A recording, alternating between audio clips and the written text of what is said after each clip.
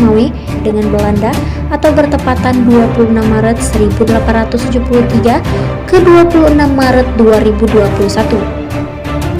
ASNLF yang bermukim di negara Skandinavia memperingati Hari Maklumat Perang Aceh oleh Belanda yang jatuh pada 26 Maret setiap tahunnya.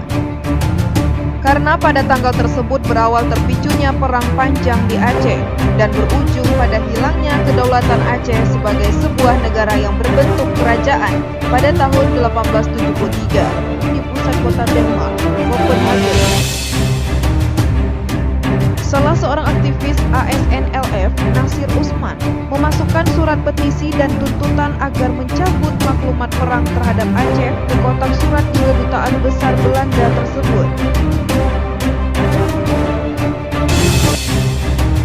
Juga digelar demo di depan kantor UN City Copenhagen, kantor pusat yang mencakup 11 lembaga yang ada di bawah naungan organisasi PBB cabang Denmark.